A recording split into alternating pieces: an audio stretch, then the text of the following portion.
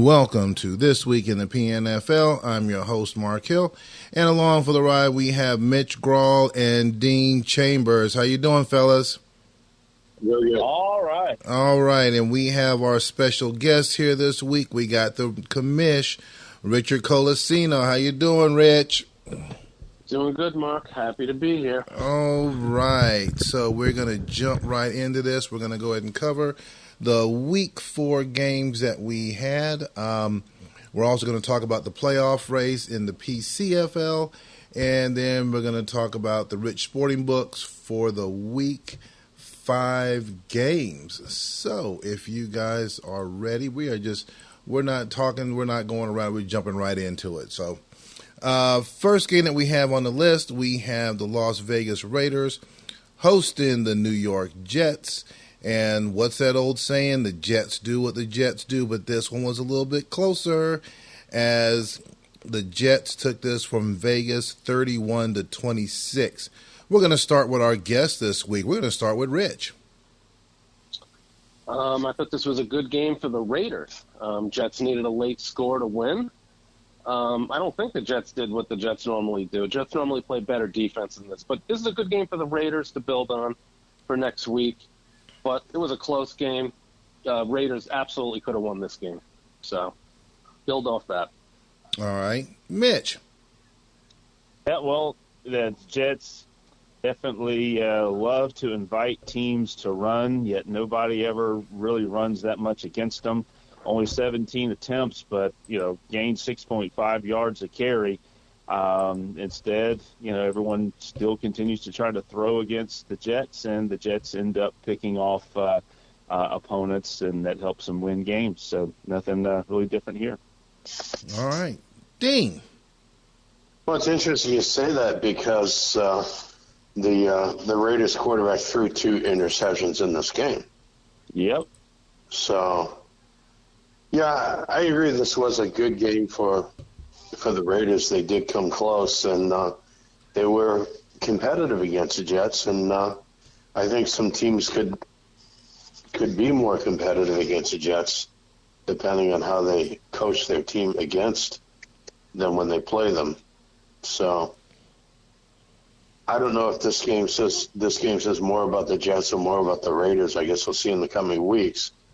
The Raiders share a distinction with my team in that they have started the season with 4 losses. So we'll see how they do after this game, I guess. All right. Next up, we have Pittsburgh hosting Jacksonville. I'll see what you guys have to say about this as Pittsburgh took this one 24-9. Mitch. Another team that plays outstanding pass defense. Invites you to run against them, and the Jaguars decided they were going to throw the ball 50 times and threw 3 picks. Hence, Pittsburgh wins. All right. Dean. Well, they did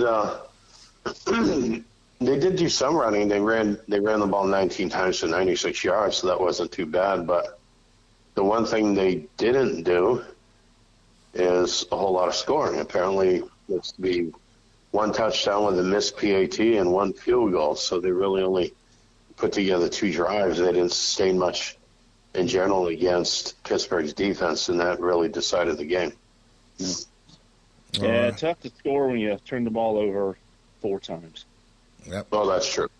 Yep. That's a reflection. It's at least something great of the defense that Pittsburgh played as well. Rich. Yeah, well, these guys said it all. Mitch hit on the theme. Jacksonville, 50 passes, 3 interceptions, 4 turnovers. Jacksonville has to scratch and claw for 369 yards, but they don't get in the end zone. Pittsburgh was actually rather pedestrian on offense. Efficient, but pedestrian. And eventually you knew Pittsburgh was going to get a touchdown and win this game. I mean, Jacksonville just does not get in the end zone. Okay. Next game up, we have the Los Angeles Chargers hosting the Houston Oilers. And the Oilers woke up as they took this one 31-17. Dean. Yeah, I think when they sing that song now, they're going to say Houston Oilers 2-2 because they won the game against LA. I thought that LA would put up a pretty tough challenge here and manage to pull off a win, and it didn't quite work out that way. I think a lot of us were maybe thinking that Baker Mayfield was not going to have a good season. He played well in this game, getting 79% of his completions and 2 touchdown passes. And the Houston running game was much better than the Chargers, who only ran for 48 yards. So balanced offense and good defense was the difference, and it scored a 2-touchdown win for Houston. All right. Rich. This was the best Houston Mayfield game in a long time. I'm sure Mitch will agree to that. 22 of 28, 78%, no interceptions. It was beautiful on offense. They had 2 receivers who practiced. Both, I think, had 100 yards. One had 98, I guess. This is the best Houston game in a long time. I don't know how Mitch feels about it, but from watching it, normally he's good on offense, bad on defense. Good on defense, bad on offense. Never kind of puts it all together. This week was about the best in quite a while. What do you say, Mitch? Well, I say, Baker Mayfield, he gets out of bed and he pisses excellence, and he did again this past Saturday night. No, I agree. It was nice to see especially on offense, kind of put some things together. I guess it does prove one thing, that maybe, just maybe, when you have to play the top 2 pass defenses in the league the first 3 weeks of the season, maybe that was part of why Baker struggled the first 3 weeks. But I don't know. I will say that I did evaluate a few things slightly differently in preparing for this game, so I will see if those slight adjustments were made the impact for it. And you're right, Mitch. You've had the toughest schedule in the league the first 4 weeks of the season. I don't think there's any doubt about it. No, and I get Washington this week, baby. Well, first 5 games, yeah. Sorry about that. Baker appreciates going up against all these defenses the first month of the season. Maybe you'll be thanking me at the end of the season when you get all those dogs who have given up, right? Yeah, that's right. No, just kidding. But no, felt good. It was good to see, and I want to keep that going and see if those adjustments were with the difference, or if it was just, a lucky week. All right. Next game up, we have the New England Patriots hosting the Denver Broncos, and the woes continue up in the New England area as Denver took this one 28-17. Rich. Denver is playing really well right now. I love the Denver balance. 165 yards running, 250 passing. It wasn't tremendously efficient passing, but it was good enough. And 3 touchdown passes.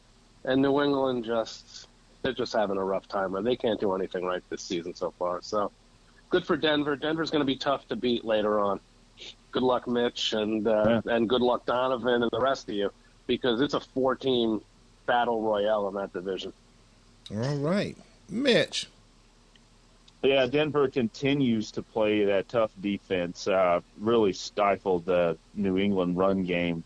You give up, some completions on, but nothing really big, nothing that hurt them. And then offensively, like Rich said, the balance, besides the yard, 33 passing attempts, 33 running attempts. I mean, right there, balance piece, tough to beat. And again, this is a carryover from last year. Let's be defensively, it's not a fluke. All right. Dean. Yeah, when I look at this game, it's as if Denver said, we're playing New England this week, and they're just like Atlanta, and we're going to do the same thing. I wouldn't even be surprised if he used the exact same PPP, because he got these same exact results.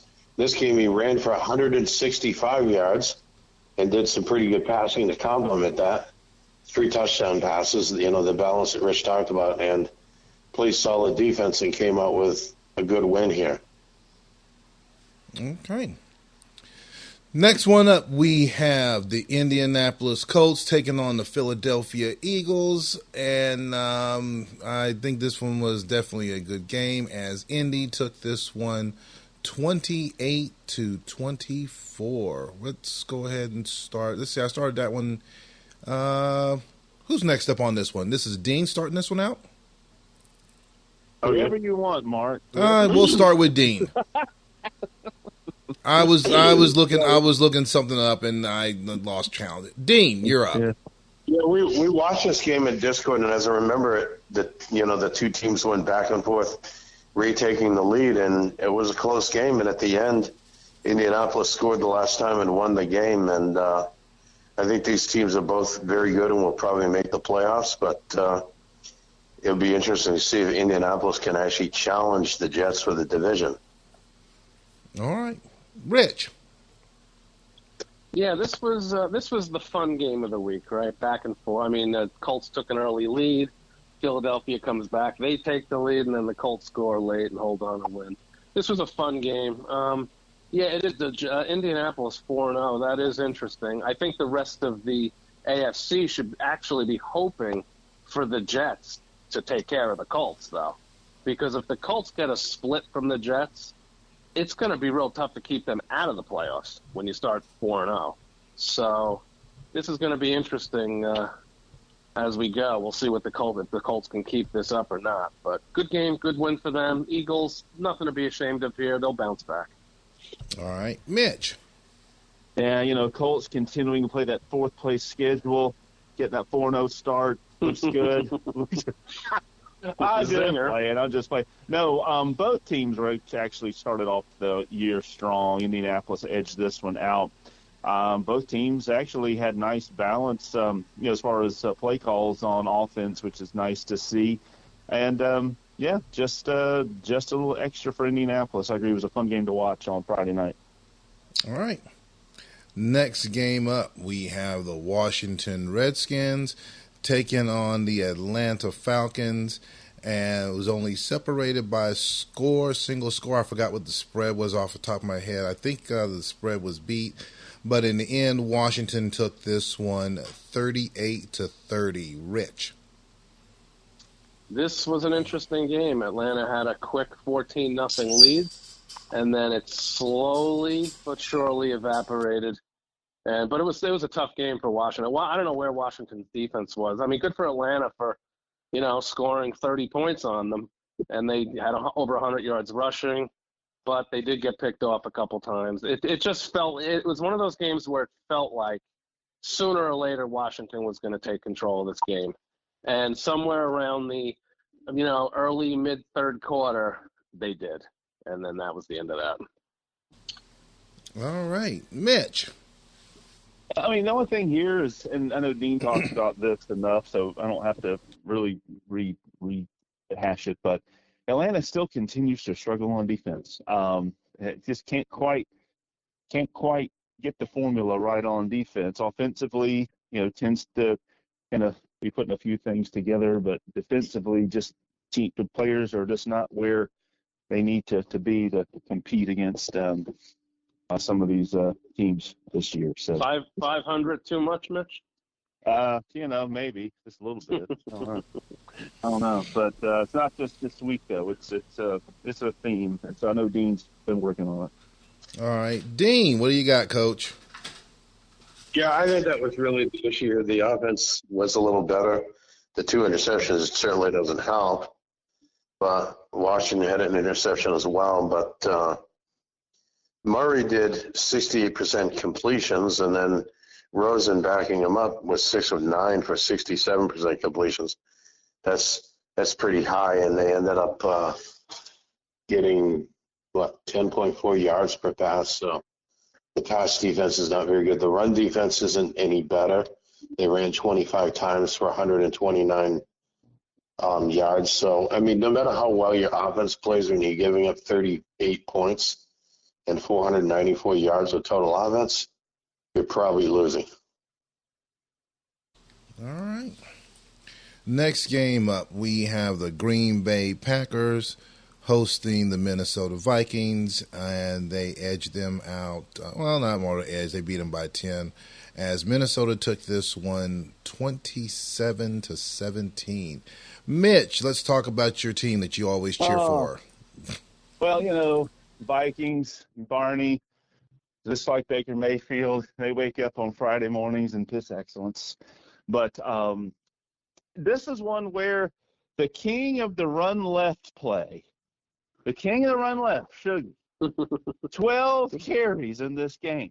Now, I will give some kudos that, Green Bay has figured out how to complete some passes this season. He was, 63% for 259 yards, a couple of TDs. So that, improving. But we got to run the ball more than 12 times, especially when you're the king of the run left. And, you're trying to keep the other teams from, possessing the ball so much. But Vikings do what the Vikings do, and that's win their games. All right. Dean. Well, I have to point out that the king of the run left, I think, was showing his respect for the Minnesota defense. That's why I only ran the ball 12 times and instead opted to put in some variation of the run and shoot offense and doing a lot more shooting than running, obviously. And, the passing stats weren't so bad other than the interception, but Minnesota was a little more effective and a little more balanced on offense. 166 yards rushing, which Green Bay's defense didn't do a whole lot to slow down, and 14 passing attempts for 215 yards. So that's makes a difference. All right. Rich, what you got? The problem with Green Bay right now is all on offense. I actually think Green Bay could be a pretty decent defensive team. This game was close for a half, but Green Bay has a fairly terrible passing game, and yet they ran the ball 12 times, and they threw 41. I don't know what that's about. Until you know how to pass the ball, you should probably be leaning into the run a little bit more. I don't like the game plan, but I think if they ever figure out offense, I actually think they'll be more competitive. I don't think the defense is really the problem. Held Minnesota to under 400 yards, even doing all that ineffective passing. So we'll see if Green Bay can piece together some sort of offense and stretch the field a little bit, and then make that run game a little more effective. Yeah, I agree with you. Defensively, other than they will from time to time give up a big play because they do like to play aggressively on defense. Defense really has not been the problem for them this season or last year, to be honest. So when your offense is that ineffective, eventually your defense is going to give up some points. And this wasn't even that bad of an effort defensively. I mean, they could have done better against the run, but 369 yards and 33 yards of possession for Minnesota. They held them under 30. I know that doesn't sound great, but when you're being outplayed, a defense is doing good enough. The offense is just not helping Green Bay at all. Okay. Coming down to our last couple games of Week 4, we have Chicago going into New York to take on the Giants. We have an overtime game here, and Chicago was able to escape with a 23-17 victory. Dean. Yeah, this game went into overtime, and I had predicted that the Giants would pull off an upset here, and they nearly did. But as is often the case, the team that ties it up and takes it into overtime ends up having the momentum during the overtime period. And if I remember right, the Giants were leading, and Chicago tied it, and then they ended up scoring a touchdown in the overtime to win this. So it's a tough loss for the Giants, but the Giants are showing some potential to win games this season, so we'll see. All right. Rich. Yeah, this was a pretty painful game for the Giants. They had, I think the game was, 14 or 17-9 for a long time, or 14-9 for a long time in this game.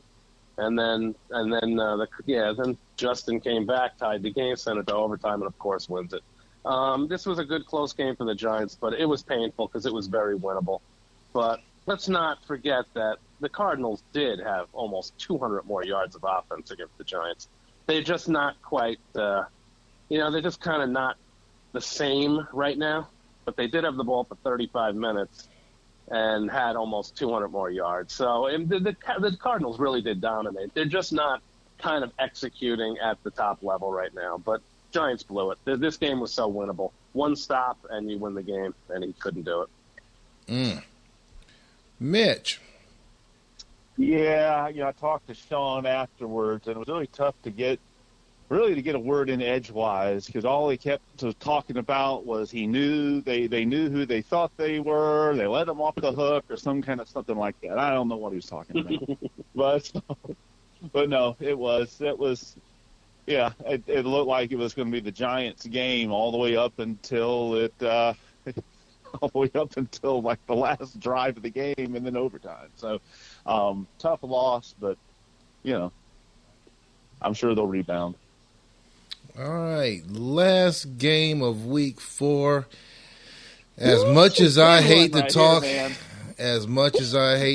about it, I got to. For all you had San Francisco hosting Seattle, and for all the good numbers that Seattle had put up last week, I think it was last week with the numbers, and everybody was surprised.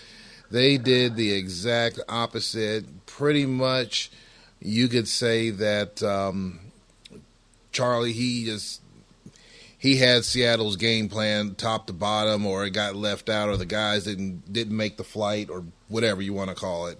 As San Francisco took this one 24-7. Rich. This was a good old-fashioned beatdown by the 49ers. This game was not even competitive, start to finish. If not for a couple turnovers by San Francisco, this would have been 40-7. This was just dominating. 160 yards of offense for Seattle is just not going to get it done. 35 yards of time of possession for the 49ers. Purdy came off the bench to start with 3 touchdowns, even though he was picked off a couple times. But this was domination. This wasn't even a game. Good for the 49ers. The 49ers got up to a rough start this year, and they've also had a tough schedule. They played a couple games early where they pushed the Cardinals and I think the Vikings to the last play, basically, last part of the game. They could be much better off than one. They're the best 1-3 team in the league. How about that? All right, Mitch. Well, it was nice to see Seattle getting back to what Seattle does. So good job, Mark. That's yeah. Seattle. Hey, look.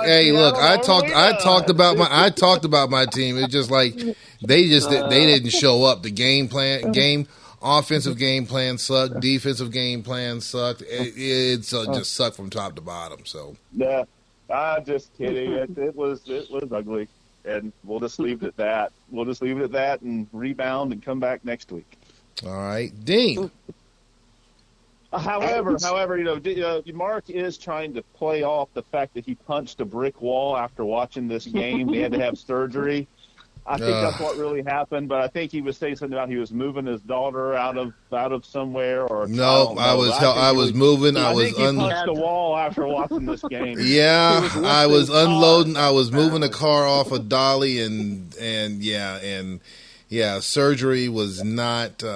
It was much more extensive than what the doctor thought. So, a lot of work to get my hand put back together. So, doctor did a great job.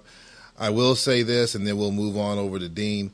I believe that having a nerve block can be used as a form of torture. I had one that was for 24 hours, and I never want to have one again. So, Dean, you're up. Yeah, I see something else in this game that isn't really being covered by all this noise and trash talk. And what I see in this game, when I look at what San Francisco's defense did to Seattle's offense, and probably, as Rich said, what San Francisco's offense would have done had it not been hampered by those 2 interceptions, I think Charlie must have done a really good job of scouting Seattle and putting together his game plans accordingly. And I think this game result reflects that. And we've seen that in some of Charlie's other games over the span of the last couple of seasons, where he scouted teams really well and pulled out some pretty solid wins. So I think that's what I'm seeing in this game result. All right. Yeah. When did you turn your PPPs in again, Mark? I think that was on Friday. I was going to make a bad joke about Charlie getting them too early to scout. I'll leave that alone. We're going to pivot on over to the PC. Well, I mean, he was scouting Mark's previous game results the way we normally scout. I'm not suggesting that Charlie did anything. I know that. I'm joking. Go ahead. Charlie's not a simmer. Charlie doesn't have that. He's not sitting there simming games for hours and hours. So that's not possible. All right, we're going to pivot on over into the PCFL. The regular season is done. We're going into the playoffs, so we're going to run down the final standings in the inaugural season. Out in the Western Conference Pacific Division, you have Washington sitting on top at 9-3, UCLA at 7-5, USC at 5-7. And Oregon at 1-11. In the Central Division, you had Colorado at 9-3, Ohio State at 8-4, Oklahoma 5-7, Michigan 4-8, Notre Dame 2-10. In the Eastern Conference, the Atlantic Division, you had Texas at 8-4, Clemson 8-4, Florida State at 6-6, Penn State at 5-7. And in the Southern Division, you had LSU at 7-5, Florida 7-5, Tennessee 6-6, Georgia 6-6, and Arkansas 5-7. As you see here for the final games, for the Week 12 games, Oregon beat Texas 32-31. Tennessee beat Michigan 42-9. Ohio State won 27-21 over Arkansas. LSU dominated Florida 44-21. Georgia 31, UCLA 9. Notre Dame 37, Florida State 35. Colorado 27, Penn State 20. And Clemson 52-14 over USC. And Washington had to go into overtime, but they ended up beating Oklahoma 34-31. Going into the playoffs for their your wild card games, you have LSU taking on Clemson, Ohio State taking on Colorado, UCLA going to Texas, and Florida State going into Washington. I guess the last thing, and I'll turn it over to Dean, the power rankings that they have. For the top 8, you have Texas at number 1, Washington number 2, Colorado number 3, Clemson number 4, LSU number 5, Ohio State number 6, Florida State 7, UCLA at 8. So that's the quick rundown of the PCFL. I'm going to go ahead and pass it over to Dean to have any other things he needed to add in with that. Dean, you're up. Yeah, the big thing, of course, is we're having the first round of the playoffs this coming weekend. Now, we decided in creating the league that the playoffs would be seeded not by the normal division winner and wild card system, but by the top 8 in the power rankings.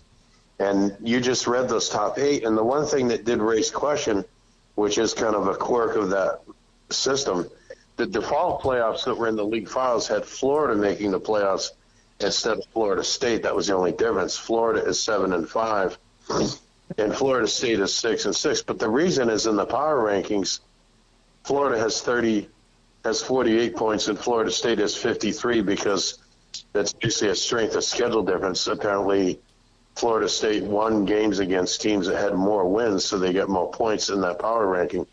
Second up in the playoff. I think at the end of the day, it doesn't make much difference. It's one CPU team versus another in this instance. And my guess is, in this case, it's your team might plays Florida State, you would have played Florida. Otherwise, I don't know it makes a whole lot of difference.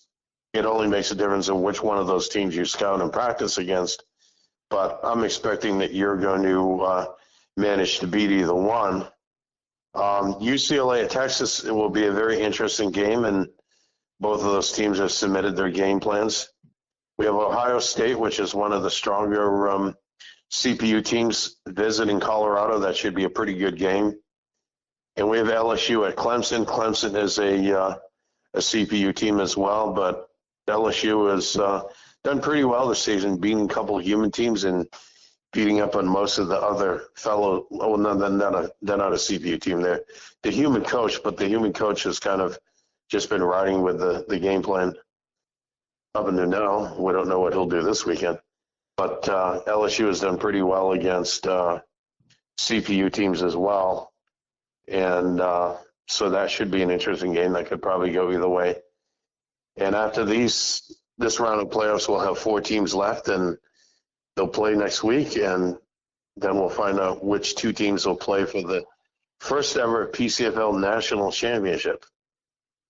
And then after the playoffs are done, we'll have a brief off season and try to recruit some coaches to fill those remaining 6 CPU teams. And anyone out there who is interested in picking up one of those teams, you're welcome to do that and be in place just in time to do recruiting for your team and coach that team in the second season. All right. Well, I will say that from what I've seen thus far, it looks like it's a pretty good inaugural season, getting it kicked off. And if you guys know anyone out there that wants to get into it for the next season, most definitely, point them in this direction. I know that the PNFL, there used to be a waiting list out there to join the PNFL, but in the interim, hey, we have, we got the PCFL, so it looks pretty good out there. Is there any comments from Rich or from Mitch to add into that? Are you guys good with that? I think Mark hit it. Dean hit it. So nothing really to add other than good luck to the teams that are in the playoffs. Okay.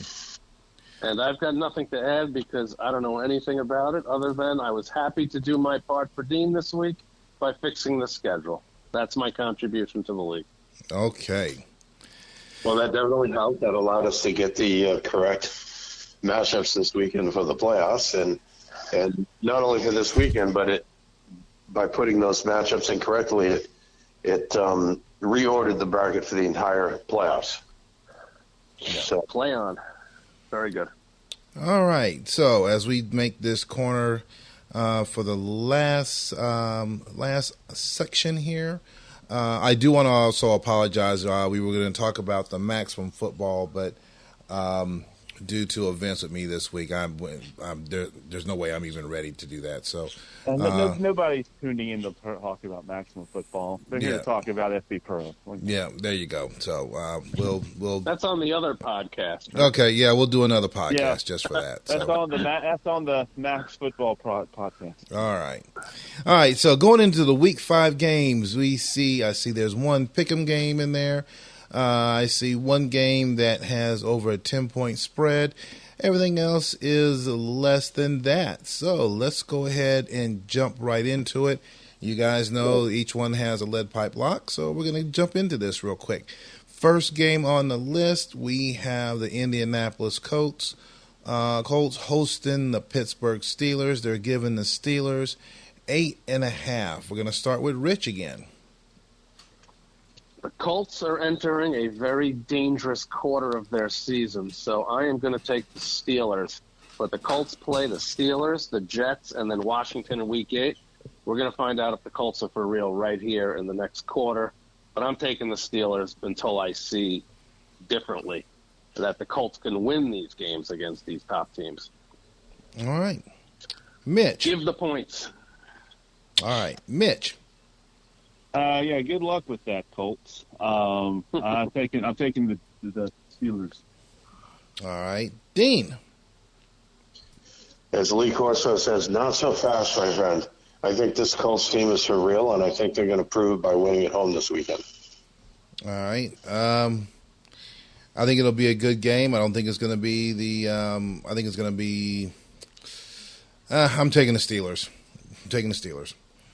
Next game up, we have Jacksonville hosting the Raiders. This is our only pick'em game of the week. Mitch. Ooh. I predict a tie. No, I'm going to take the Raiders. I'll take the Raiders. Jacksonville just can't quite seem to figure out how to score. So I'm going to take the Raiders. All right. Dean.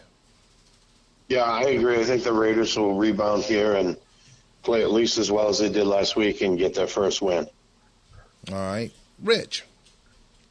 Yeah, I don't know who created this spread, but this isn't really a pick 'em. The Raiders should win this game. They've been close against the Eagles, close against the Jets. They played the Steelers. I like the Raiders in this game. I go along with you on that. I'm taking the Raiders as well. We've been told that the people who do the sports books are idiots. So I don't know that's what I've heard that too. Yeah, you're right about that. Next one up, we have the Denver Broncos taking on the LA Chargers. They are giving the Chargers 6.5. Dean. Yeah, we don't know if the Chargers are going to be competitive this week or they're going to be tanking, but we do know what the Broncos are going to be doing. They're going to be playing solid defense. They're going to be playing good balanced offense, and that means they're going to be winning. All right. Rich. Yeah, Denver really hasn't had a tough schedule to start at 4-0, but I don't know what the Chargers are anymore. They're so erratic and they're so up and down. I'm going to take the Broncos until I see Steve step up here and kind of right the season. All right. Mitch. Yeah, similar. I feel confident the Broncos are going to play their consistent game, but I don't know what the Chargers will do, so I'll take the Broncos. I will concur. I will take the Broncos as well. Next game up, you have the Houston Oilers hosting the Washington Redskins. They're giving the Oilers 3.5. Rich. Oof, this is going to be a tough game. This is another tough one for Mitch. Jerry's been, I really don't know. I'm going to go with Houston at home, riding a big win. Jerry's defense is probably scrambling a little bit, and Houston's probably going to try to make him pay, so we'll see. I'm going Houston to cover. All right. Dean. I think the Oilers fans saw that game between Washington and Atlanta last week, and we're probably glad that Washington escaped with the win because they wouldn't want to play Washington a week after they lose. So I think what's going to happen here is that Houston is going to win at home. I believe that so strongly I'm going to put a lead pipe lock, and it is a lead pipe lock, not a lead pipe curse, on Houston winning over Washington. Okay. Mitch, what do you got? Well, I guess I can just stop doing my prep work right now then. I think we're good to go. Jerry and I always, we love to play against each other. Typically, they're kind of grind out tough games, though we have had some games that have been shootouts of 70-plus points combined. We've also had some games with 7 points combined. Who knows what will happen in this one? It'll be a good one, I'm sure. I'll lean with the Oilers, but I'm sure it'll be another fun, entertaining game. Okay. I'm going to take the Oilers on this one as well. So, next game up, we have the New England Patriots hosting the New York Giants. They are giving the Giants 4.5. Mitch. Yeah, I'm taking the Giants. I'll put a lead pipe lock on it. Why the heck not? Give me the Giants and the pipe. Okay. Dean. Yeah, I think the Giants are going to rebound from last week's loss, and I think they're more prepared to win this game than the Patriots are, even though it is a home game for New England. I'm taking the Giants winning cover. Okay. Rich. I knew conventional wisdom would say the Giants are going to win this game. I'm going with the Patriots because they're not going to go 0-16. This quadrant of the season, New England's the Giants, the Falcons, the Colts, and Raiders. The Patriots are going to win some games. I'm thinking at home they get it done. I don't know if the Giants travel well. If I would take the Patriots and those points and I think they're going to win the game outright. All right. I'm going to be on the same team with you on this one. I'm going to go ahead and take the Patriots for the upset this week. So, and points. Next game up, we have Seattle hosting Philadelphia. They are giving Philadelphia 6.5 on this one. Dean. This is becoming one of the better rivalries in the PNFL between these two teams and two head coaches. And I think the Seahawks will have a lot of incentive to really turn things around and improve things after that game against the 49ers last week. So I think the home team pulls out the upset here. I think Seattle wins. All right. Rich, what do you got? I wish I knew which version of Mark was showing up this week. But one thing I know is the Eagles, 29, 28, 20, 24. Eagles' offense is becoming real. So I'm going to take the Eagles, and the Seahawks are going to have to show me that they can shut this down. All right. Mitch. Well, if it was the Washington Huskies versus the Eagles, I might lean towards the Huskies. But since it's the Seahawks, I'm going to go with the Eagles. All right. Well, I think this will be a good game. I think the last one that we played last season, we pulled that one off, and that was I think we did win that one, but it was a good game. So, obviously, you know who I'm taking. Go Hawks. Next game up, we have the New York Jets taking on the Minnesota Vikings. They are giving the Jets 6.5 on this one. Rich. This is a replay, right? I think the spread in the Super Bowl might have been 6.5. And the game was 8? It was close. I'm going to take the Vikings. It's a coin toss, but I'm going to take the Vikings in an upset. Vegas played the Jets tough. Jets are not going to go undefeated. It's not going to happen. So give me the Vikings. I like the way they're playing. They're very consistent in the last couple seasons. So give me the Vikings, and I'll grab those points, and they'll win the game outright anyway. All right, Mitch. Yeah, I'll take the Vikings, one, because they're pretty darn good, but two, they tend to play the Jets very, very tough in regular season. I mean, there's been a few seasons where they've shut the Jets out and had, multi-score wins against them. Obviously, that didn't pan out in the Super Bowl, but I think the Vikings will cover and take care of them. All right, Dean. Yeah, I don't even agree that this is an upset. I think the Vikings are the better team, and they're going to show that, and the Vikings are going to do what the Vikings do, and that is they're going to win. Okay. Can I ask you one question, though, Dean? How can the Vikings be the best team in the league when the Jets won the Super Bowl and now they're 4-0? Different season. That was last season. We're talking. Well, until someone beats the Jets, they're the best team in the league. But I'm still picking the upset anyway. I do like the way the Vikings are playing. The Vikings look like they're headed right back to the Super Bowl. So I'll confess that. I thought Minnesota was the better team in last season, but and I'll call it an upset. They got upset by the Jets in the Super Bowl.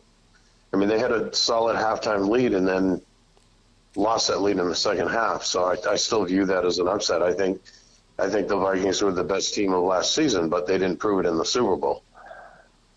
I mean, any one game, as they say, on any given Sunday. So. Yep. Okay.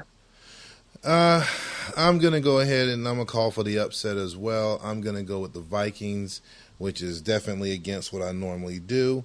But I'm going to go with the Vikings on this one, and I'm going to call my lead pipe lock-in this week for the Vikings for the upset this week. So there. Next game up, we have the Atlanta Falcons taking on the Chicago Cardinals, and there's a 10.5-point spread on this one. And we're going to go ahead and start with Mitch. Chicago wins. All righty. Rich, what do you got? Yeah, I'm going to take the Cardinals, lead pipe lock. The Falcons are going to – I don't think the Falcons are scoring 30 points on the Cardinals like they did on the Redskins last week. Cardinals don't give up 30 points. I'm taking – and historically, this isn't even close other than that one playoff game where Dean was great. Take the Cardinals, give the points, lead pipe. Okay. Dean. I think this game is going to be closer than some people think it's going to be. I think it's actually going to be quite competitive. Okay. Last game of week 5, we have the San Francisco 49ers taking on Shuggy. Did you comment on that game? Oh, yes. Sorry. Cardinals until Dean, you gotta put all 3 phases together on this one to beat those guys. So I think you'll put up a good run, but in the end, Chicago's going to take this one. So, getting back to the last one of the week, we have San Francisco 49ers hosting Shuggy and his Green Bay Packers. They are giving Charlie 7.5. We're going to start with you, Dean. Yeah, Charlie usually scouts the Packers pretty well and usually plays well against them. So I think playing at home this weekend, the 49ers are going to win and even cover that spread. All right. Rich. Yeah, I like the 49ers this week because, again, I don't like the Packer offense. Charlie's at home. He's played 3 really good games this year, 1 dud. Give me the 49ers. I'll give those 7.5 points. All right. Mitch. I'll